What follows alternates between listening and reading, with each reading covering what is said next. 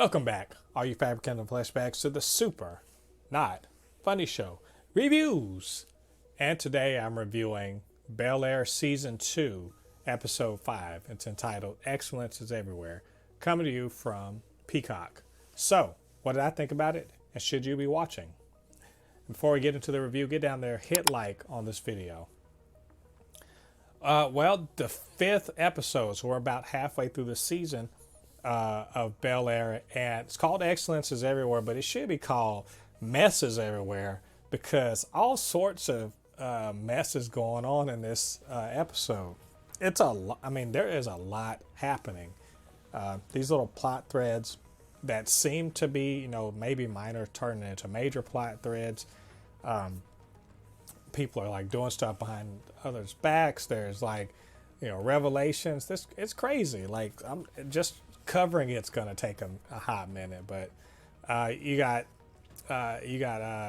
Uncle Phil trying to figure out what to do about the takeover of his firm, and running into what looks like an old flame slash colleague, and finding out that she's a rival, and she's trying to poach him away from the firm to save his own firm. And then you also have Aunt Viv dealing with, having to take notes about her, her whole art display or art exhibition, and trying to get that ready to go. Carlton's sort of dealing with the fallout of, the previous episode where he jumped on somebody, but also getting a nomination, the Bel-Air, I guess, Student of the Year or whatever, a nomination. Also, Will is under pressure over at the AAU team because everyone thinks he's soft because he's from Bel-Air or whatever. So he's got to, show extra that how hard he actually is willing to work to be elite. And also his whole thing with Jackie, that's kind of stepping itself up. And yes, and you got Hilary dealing with the whole, trying to get the Simply Spiked, campaign going, get that deal settled down, but she figures out a way towards it before the other people in the influencer house kind of revolt, right? And with all of that, yes, Miss Hughes actually is sort of a focus on there. Oh, and also Will gets nominated in a kind of a weird backhanded play against Carlton by the Black Student Union. I mean, that isn't even counting the fact that Will's whole, his deal with his unresolved deal with Lisa sort of comes to bite him in the butt when he kisses Jackie in front of her. I mean, there's just a lot of stuff going on. Uncle Phil, catching Geoffrey at, trying to find information, we're assuming, on his son, so we don't know what that's all about. For a middle episode of the season, I mean, this thing is piling it on left, right, and center. I honestly wonder, how do you resolve a lot of these, plot threads, especially the one with Jazz, seeing Hilary's ex, who happens to be I guess an NFL player that he really admires, and then, he's smaller and everything like that. That's, somehow this is going to affect his relationship with Hilary. And I get it. He was blindsided about that and everything. So, I mean, all of that stuff is going on, and it makes for a very interesting episode where you're constantly just oh shit, or, that, they're going to get in trouble. And you see the whole Will, Lisa, Jackie triangle sort of coming together. And I think maybe we didn't quite see maybe that Lisa would recognize that, she's in the friend zone and wants to exit from her relationship, any kind of friendship with Will. I mean, all very interesting. And there's potential for Carlton to sort of backslide into his whole drug deal, drug taking ways because of the pressure.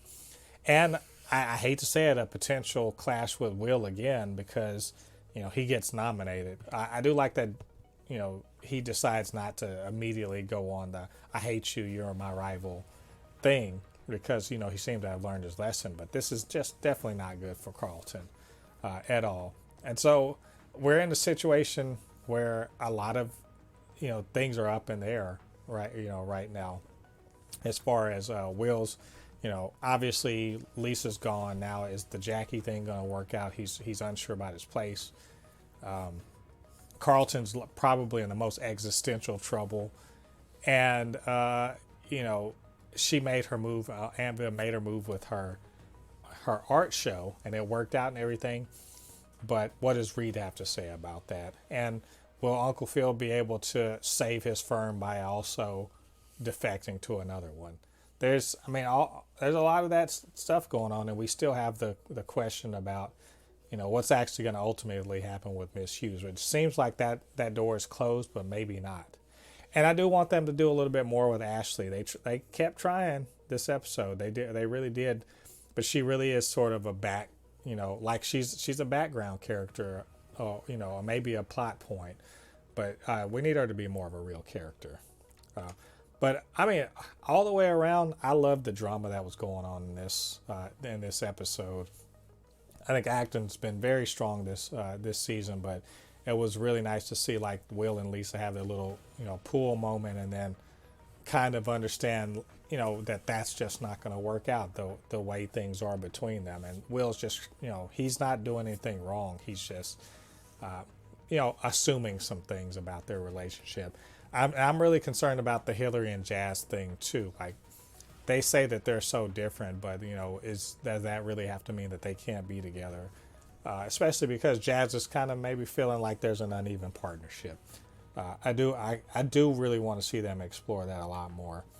And I liked seeing, you know, in reaction to Carlton's whole, you know, his panic attack, that Aunt Viv and Uncle Phil really kind of worked together in a united front. So that little fight that they had the other week, that's really, you know, kind of went into them thinking differently about how to approach these problems. So I did enjoy that little bit of parenting.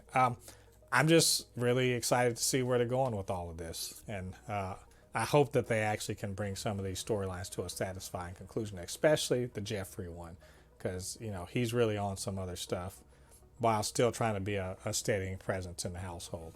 So anyway, those are my thoughts on this episode.